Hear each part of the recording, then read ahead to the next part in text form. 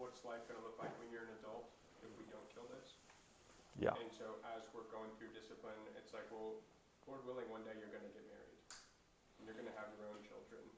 And if you don't kill this now, so I'm talking about like, what is a little girl going to grow up and be? Yes. I only have girls, so that's the whole answer right there. Right. We talk a lot about like Right. future generations. That's a big theme in our house, and like Yeah. how are we, our small little lives, going to impact future generations and generations in building up the kingdom of God. Yeah. It's like Absolutely. So sort of the future of their own lives over the next couple decades, but also the bigger trajectory of the future building up of the church in the kingdom of God. It's like how you treat your brothers and your sisters right now is practice for marriage, right? It's so it's like if you can't even get along with your own sister, then how are you going to get along with your spouse? That's going to be way harder. So you're sort of thinking long term in terms of future. Like extrapolate this out. Where does this take you? This course you're on now, where does that lead? What else? What other things would you say? Like what's your goal? What's sort of the end result that you're hoping to accomplish? I want to be able to stand, shoulder to shoulder with my kids, fighting the good fight as adults, and the Bible calls children, arrows. A lot of times they are boomerangs. They come back, and I don't want my children to be boomerangs. I want them to be arrows, and I want to be able to, stand shoulder to shoulder with them and fight the good fight together, and not fight against them as adults. And that's, something that we talk about in our end goal. Absolutely. Yeah. That's huge. And that's Psalm 127 was where I was gonna go with this. So that's a really good segue. That I think a lot of times Christian parents have a very sort of narrow focus. Like, I just want my kid to be a good kid. I just don't want them to turn out to be bad. It's like as long as they don't commit like one of the big major taboo sins, that will be success, or whatever.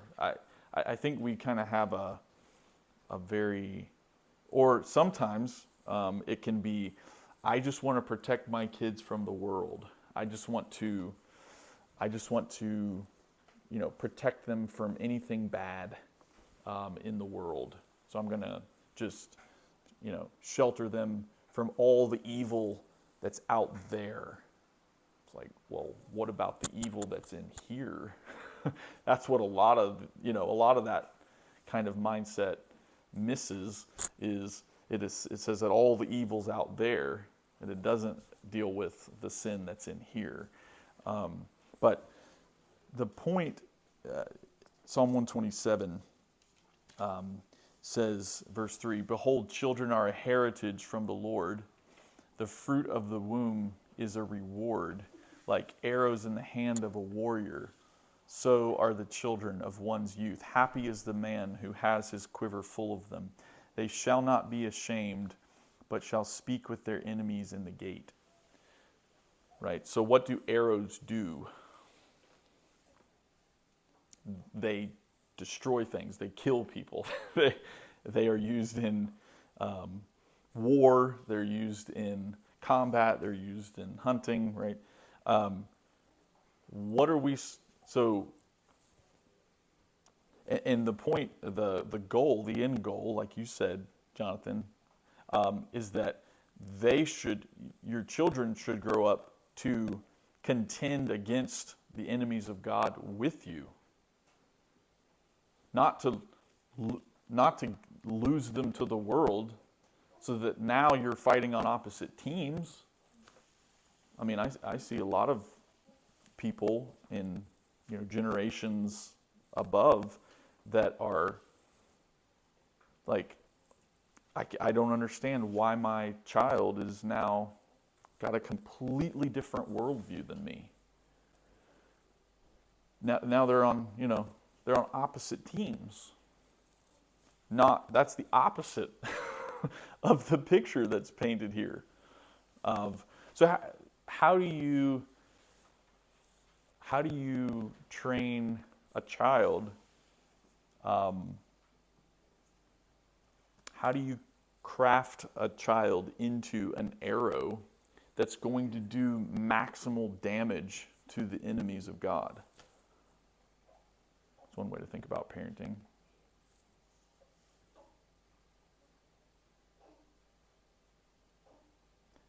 I thought our kids were just supposed to be nice.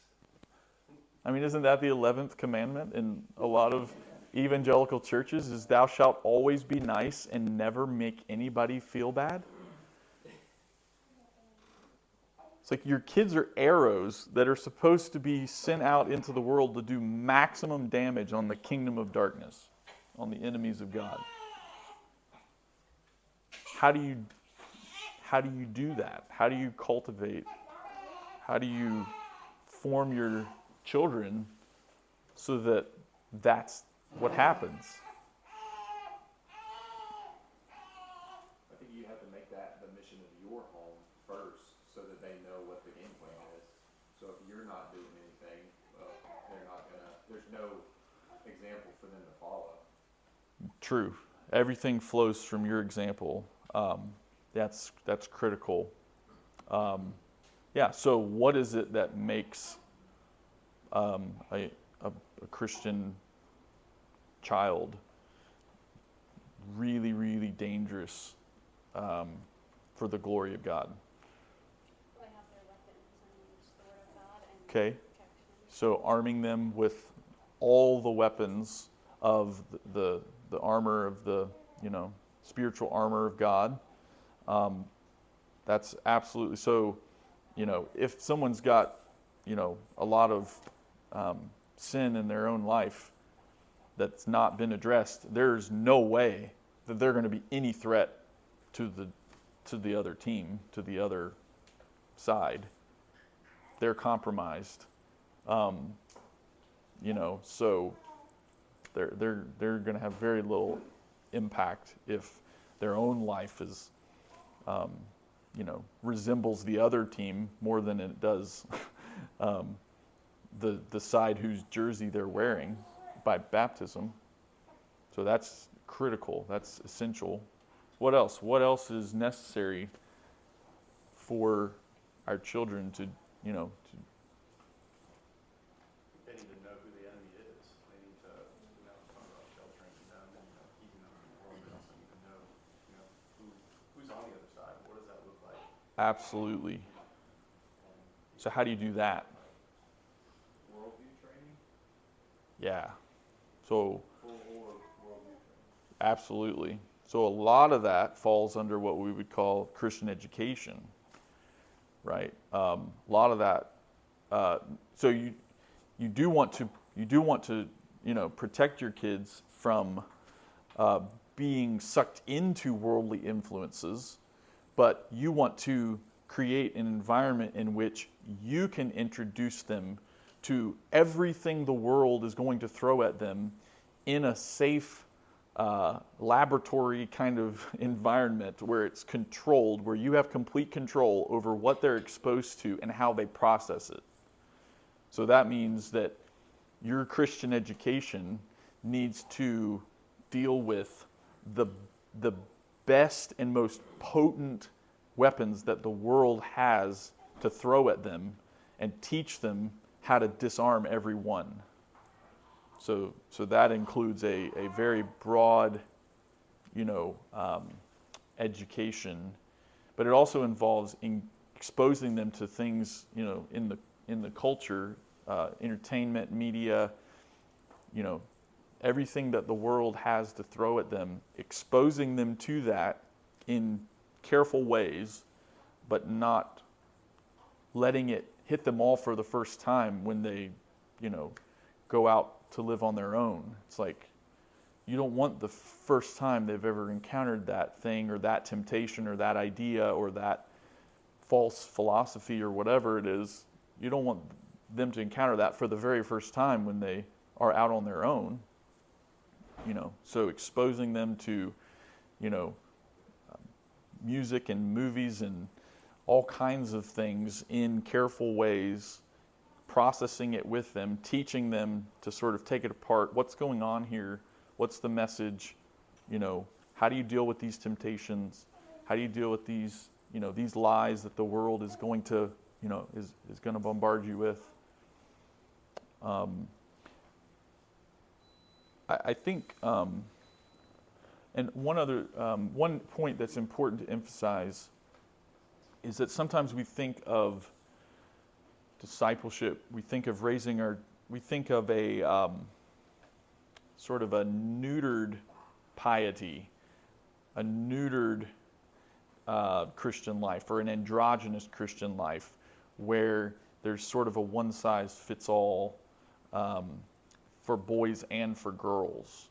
I think that's just sort of been the default mode for a lot of Christians for the past 50, 60 years plus maybe.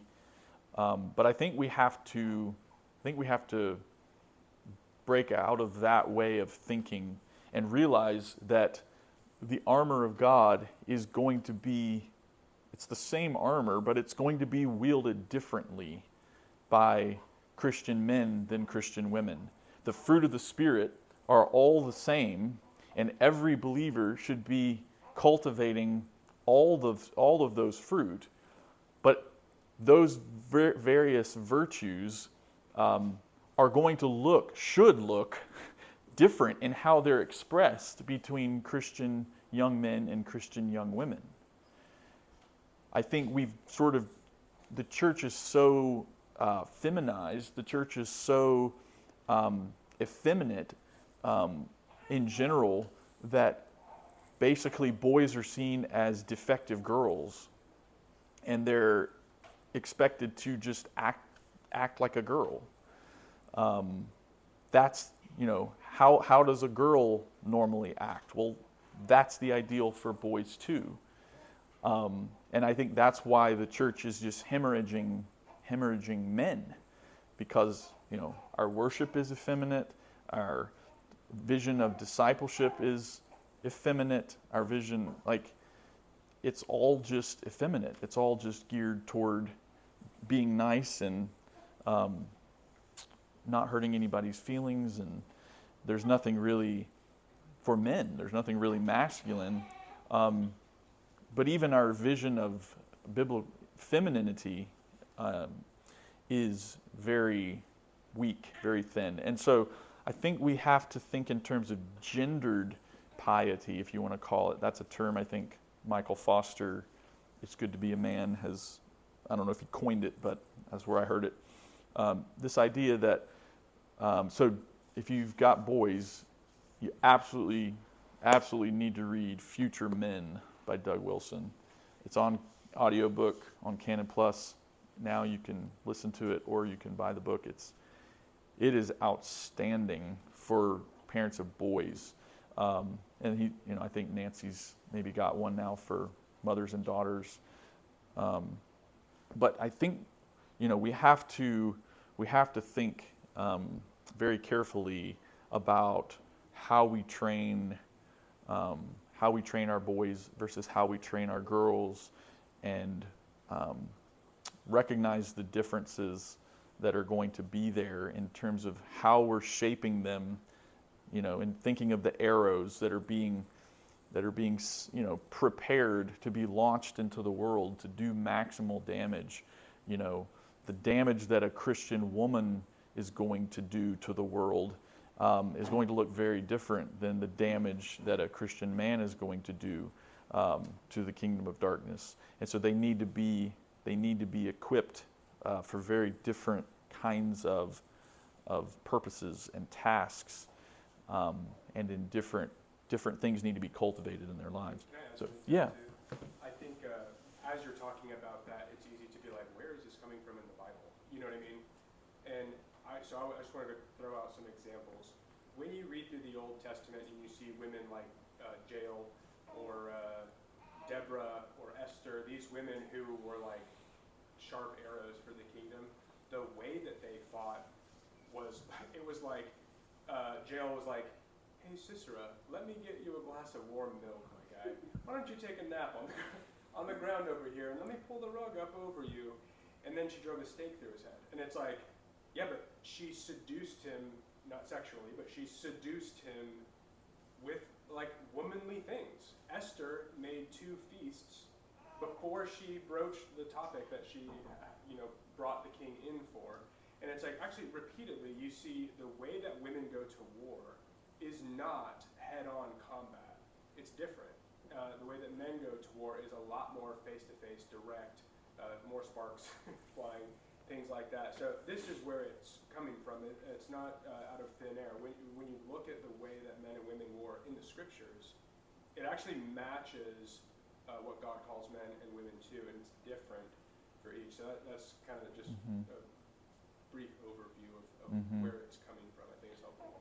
Yeah, and I think the godly femininity, sort of some people might think of as the traditional housewife things.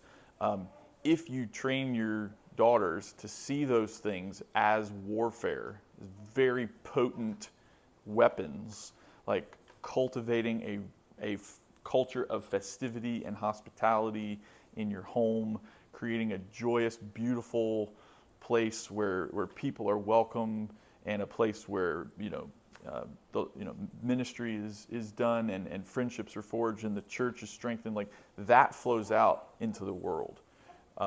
That's a potent feminine weapon that needs to be seen as such. Anyway, so there, yeah, I think there are, you can look at the midwives undermining the Pharaoh's order, to kill the Hebrew babies. They used deception to thwart the Pharaoh's plans. But you've got, Rahab, hiding the spies, and Mary just having a baby. Well, Deborah's like, we need to go defeat our oppressor. Hey, Barak, didn't God tell you to do this? Like, she's not going to be the general. Right. And she's like, you need to go fight. So that's kind of like her, again, not going to the front lines, but she's got an influence. Right. You see Peter's mother-in-law, she's healed by Jesus, and then immediately she gets up and turns her home into ground zero for Jesus's healing ministry. They got the whole countryside coming to her house to be healed by Jesus. And, that's her.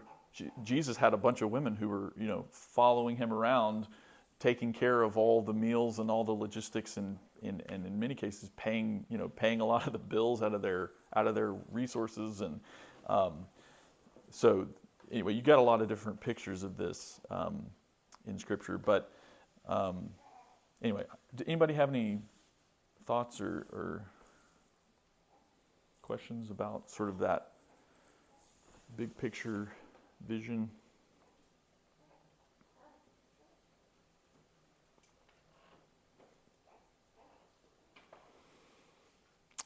Very good. Y'all want to sing? I don't know if you may not know this one.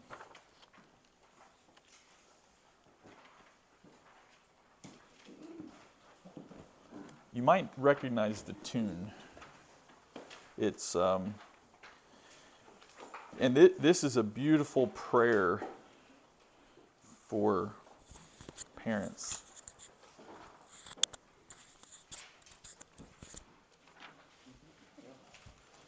I've never heard this song. Do you know if there's what is the tune like? Is this something that I would be familiar with? You can also, it's, I don't remember, there are other hymns that use this tune. It's, beneath the blood-stained lintel, I with my children stand. A messenger of evil is passing through the land. There is no